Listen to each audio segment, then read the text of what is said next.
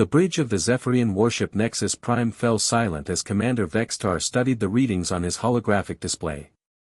The human vessel had been disabled 3 cycles ago, its primitive engine sputtering to a halt after their ion pulse had struck its propulsion systems. Yet something about this encounter felt different from their usual subjugation protocols. "Bring the human aboard," Vextar commanded, his 3 eyes narrowing as he watched the small figure being transported through their energy beam. The Zephyrians had conquered 17 worlds in the past solar rotation, each species surrendering after witnessing their superior technology. Humans, they had been told, were particularly fragile. The human materialized on their deck with a soft shimmer of light. Captain Sarah Chen of the Earth Transport Wanderer looked around at the crystalline walls and floating control panels with obvious curiosity rather than terror. This was already unusual. "Welcome aboard, human," Vextar announced, his voice amplified through the ship's translation matrix. "I am Commander Vextar of the Zephyrian Empire. You will surrender your vessel's cargo manifest and submit to our authority." Sarah tilted her head, studying the 7-foot-tall alien with its iridescent purple skin and elaborate ceremonial armor. "Nice ship," she said finally. "Very, sparkly. I'm Captain Chen. Sorry, but I can't exactly hand over cargo that's already been delivered. Empty hold and all." The other Zephyrians on the bridge exchanged glances. Subcommander Krillex whispered urgently, "The human shows no fear pheromones. Perhaps it doesn't understand the situation." Vextar stepped closer, his imposing frame casting shadows across the human's small form. "Perhaps you misunderstand, Captain Chen. We are the Zephyrian Empire. We have conquered worlds beyond counting. Your species is primitive, weak. You will comply." Sarah's eyebrows rose. "Conquered worlds, huh? That's quite a resume. Though I have to ask, if you're so advanced, why are you shaking down cargo runners in the middle of nowhere? Seems like busy work for a galactic empire." A ripple of confusion passed through the bridge crew. Vextar's mandibles clicked irritably. This human was either incredibly brave or incredibly stupid. He decided to demonstrate the futility of resistance. "Weapons Officer Zalthek, prepare a minimal plasma discharge. Target the human's extremity. Perhaps pain will clarify the situation." The weapons station hummed to life, energy coils glowing with deadly force. Sarah watched with interest as the alien technology charged up, noting the elegant engineering even as she prepared herself for what was coming.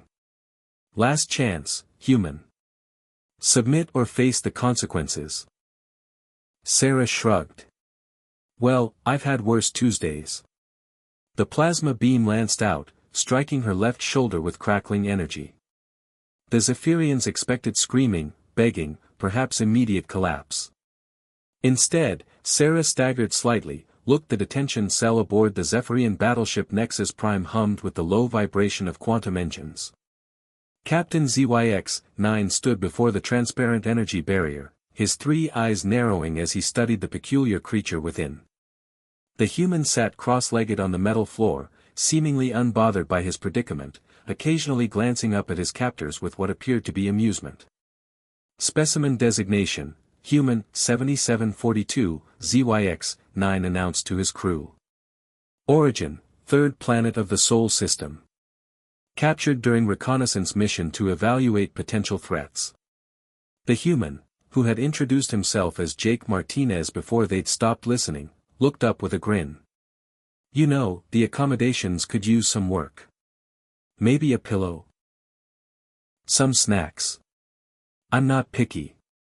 Commander Vex-12 stepped forward, her crystalline exoskeleton clicking against the floor. "The creature continues to emit those strange vocalizations. Our translators indicate it may be attempting to communicate humor." "Humor?"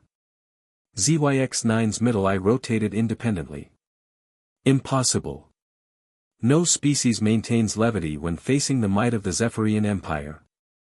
Jake chuckled, running a hand through his hair. "Look, I get it. You're the big bad aliens, I'm the primitive human.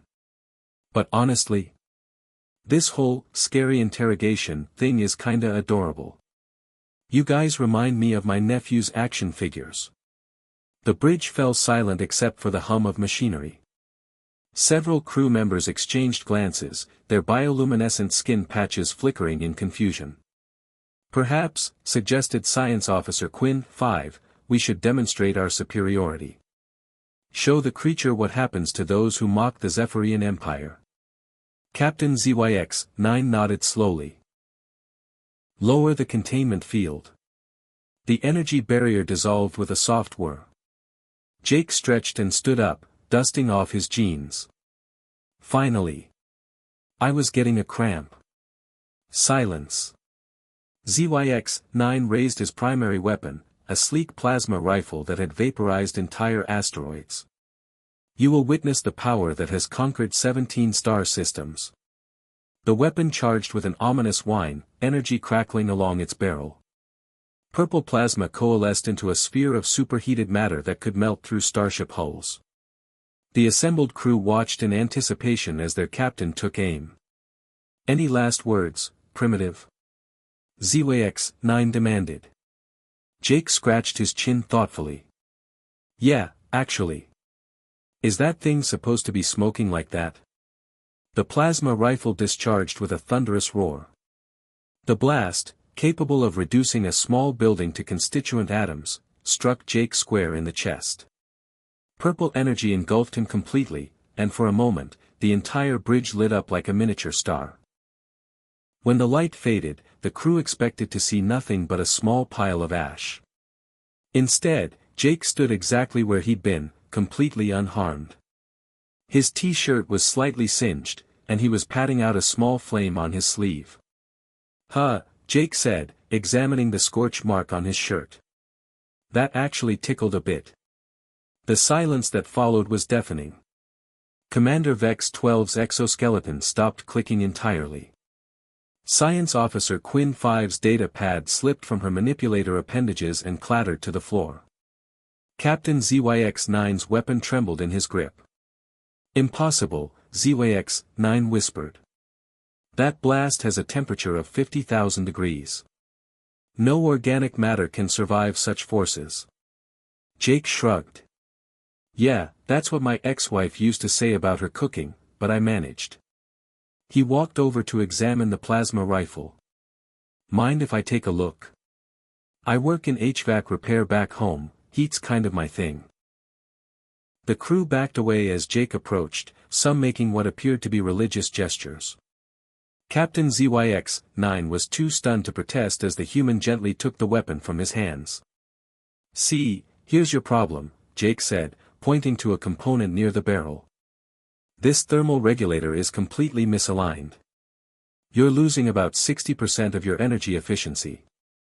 Plus, this focusing crystal is installed backwards. He made a few quick adjustments with his pocket multi-tool, then handed the weapon back.